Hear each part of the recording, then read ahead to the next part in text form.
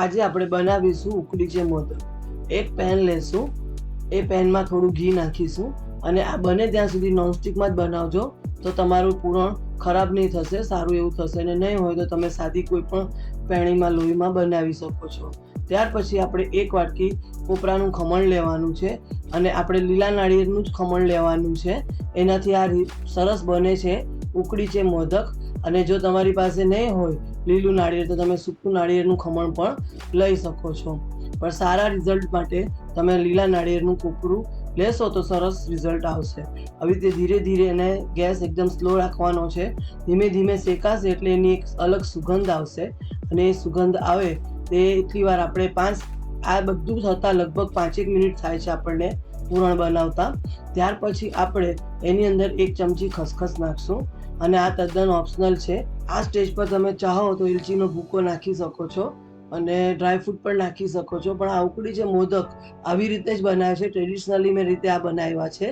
આ રીતે જ તમે બનાવજો. તમે નવું અંદર નાખવું હોય, વેરિએશન કરવું હોય તો કરી શકાય છે. પણ ઉકડીચે મોદક માટે આ રીતનું પૂરણ બનાવવામાં આવે છે. મુંબઈ સાઈડ બધા જે મરાઠીઓ જે બનાવે છે તે લોકોના ખાસ હોય છે ફેવરેટ. જ્યારે ગણપતિ આવે છે ત્યારે એની સાથે ગૌરી પણ આવે છે અને ગૌરી ગણેશ જે ગણપતિ લાવતા હોય છે તે લોકો ખાસ કરીને આ મોદક બનાવતા હોય છે. હવે આપણે કોપરાનું ખમણ શેકાઈ ગયું છે. હવે આપણે અહીંયા ગોળ નાખીશું.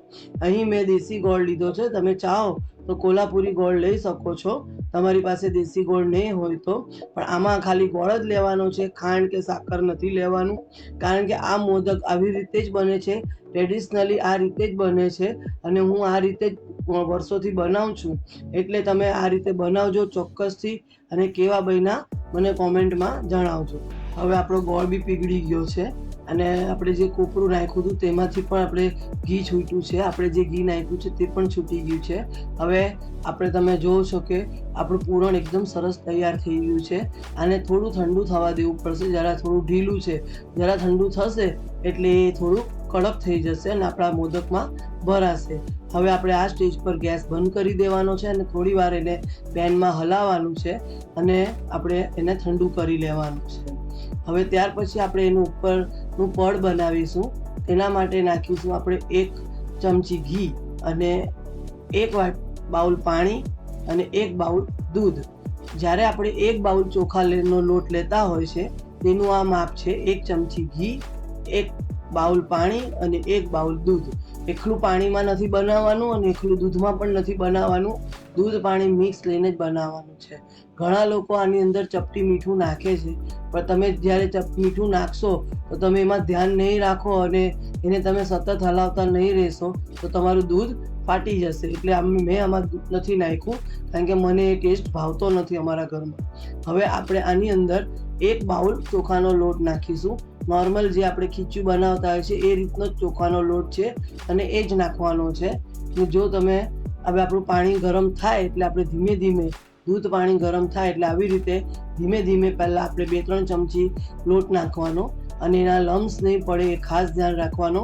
આ સ્ટેજ પર આપણે ગેસ ધીમો રાખવાનો છે અને કે ફાસ્ટ ગેસ રાખશો તો બધું પાણી ને દૂધ આપણું બળી જશે. હવે આપણો બધો લોટ નખાઈ ગયો છે.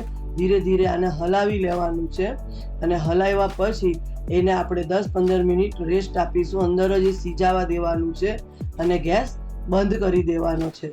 આપણો આ જો લોટ તમે જુઓ છો, આપણો એક ગોળો જે ડો બનતો હોય છે એવો ડો બની જાય છે, એક ગોળા જેવું બની જાય છે.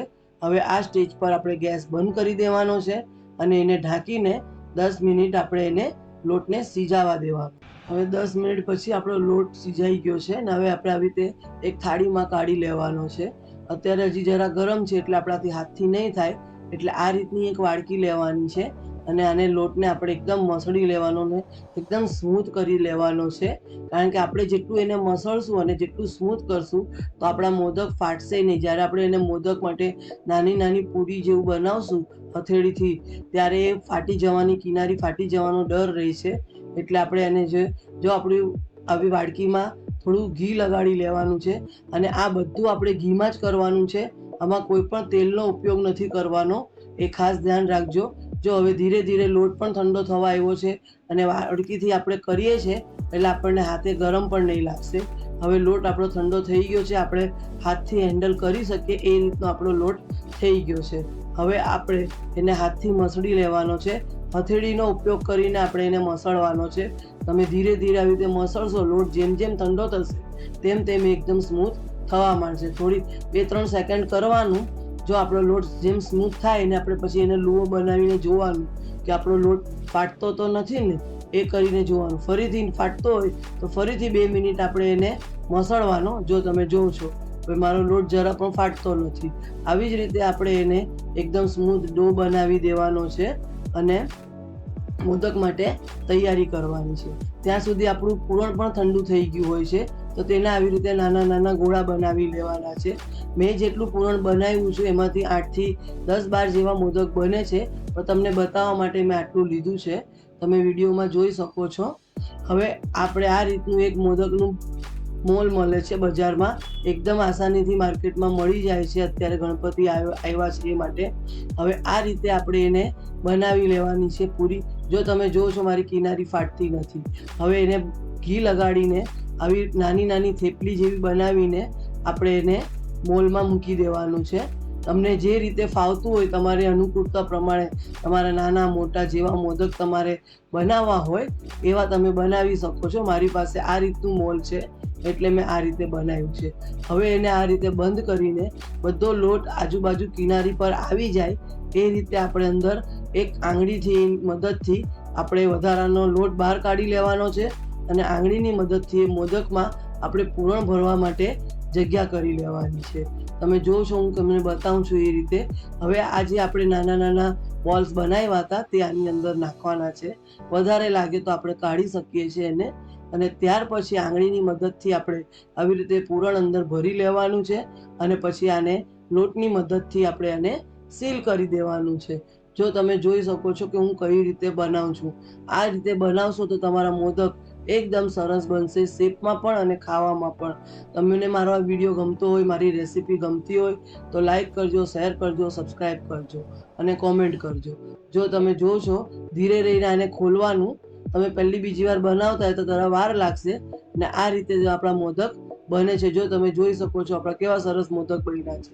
બસ આ રીતે જ આપણે બધા મોદક એક પછી એક બનાવી લઈશું. અને આ રીતના સ્ટીમરમાં આપણે ઢોકળિયું હોય તો આપણે ઢોકળિયામાં, અને નહીં હોય તો આ રીતે સ્ટીમરમાં તમે કોઈ પણ ચાળણી કે ડીશ કે એવું કંઈ મૂકીને તમે સ્ટીમરમાં ઘી લગાવી દેવાનું છે આવી રીતે. અને ત્યાર પછી આપણે એક એક મોદક આમાં મૂકી દેવાના છે. ઘી એટલા માટે લગાવવાનું છે કે જ્યારે આ સ્ટીમ થશે તો આની અંદરનો જે ગોળ છે એ પણ પીગળે છે અને ઘી છે તે પણ છૂટું થશે, તો આપણા મોદક નીચે ચીપકી નહીં જાય એના માટે થઈને. અને ઘણા લોકો આની અંદર કેળાનું પાન પણ મૂકે છે, પણ મને નથી મળ્યું એટલે મેં આવી રીતે મૂક્યું છે. પણ ઘી લગાવવાનું છે, તેલ નથી લગાવવાનું. આપણે આ ગણપતિ બાપ્પા માટે મોદક બનાવીએ એટલે ઘીનો જ ઉપયોગ કરવાનો. ત્યાર પછી આપણે 10 મિનિટ જોવાનું કે આપણું, અને ગેસ ફાસ્ટ રાખીને જ આપણે આ મોદક સ્ટીમ કરવાના છે. જો 10 મિનિટ પછી જોઈ લેવાનું કે આપણા મોદક થયા છે કે નહીં. જો તમે જોઈ શકો છો કે મારા મોદક સ્ટીમ થઈ ગયા છે, એટલે હવે મેં આને સર્વ કરી લીધા છે. મારી પાસે નાનું મોટું એવા 2 જાતના મોલ હતા એટલે મેં એક મોટું બનાવ્યું છે, બીજા નાના બનાવ્યા છે. તમે જોઈ શકો છો કે મારા મોદક કેવા સરસ થઈ ગયા છે. એકદમ સરસ અને ટેસ્ટવાળા મોદક છે. આ ગણપતિ બાપ્પાને ચોક્કસથી બનાવીને તમે પ્રસાદમાં ધરી શકો છો. હવે આને આપણે ઉપર ઘી નાખવાનું છે. આમાં ગાયનું જ ઘી વાપરવાનું, કારણ કે પ્રસાદ માટે આપણે કોઈ પણ વસ્તુ બનાવતા હોય છે ત્યારે ગાયનું ઘી વાપરો તો બહુ જ સરસ છે. એટલા માટે જો આવી રીતે આપણે ઉપર ઘી નાખવાનું છે. આ ઘી આપણું પીગળશે એટલે આ મોદક ખાવામાં એકદમ ટેસ્ટી લાગશે. ગણપતિ બાપ્પાને તો ભાવશે જ, સાથે સાથે આપણને પણ આ મોદક ભાવશે. ગણપતિ બાપ્પાના પ્યારા એવા આ ઉકડીચે મોદક બનાવજો અને પ્રસાદમાં ધરજો. અને તમારા મોદક કેવા બન્યા ચોક્કસથી મને જણાવજો. અને અમારી એમડી કિચન ચેનલની કોન્ટેસ્ટ રાખી છે, તેમાં તમે ચોક્કસથી ભાગ લેજો અને આકર્ષક ઇનામ જીતજો. તમને જો મારો આ વિડીયો ગમ્યો હોય, મારી રેસીપી ગમતી હોય તો લાઈક કરજો, શેર કરજો, સબસ્ક્રાઈબ કરજો, કોમેન્ટ કરજો. અને આગળના વિડીયોમાં નવી રેસીપી સાથે ફરી મળીશું. Thank you for watching. જય ગણેશ.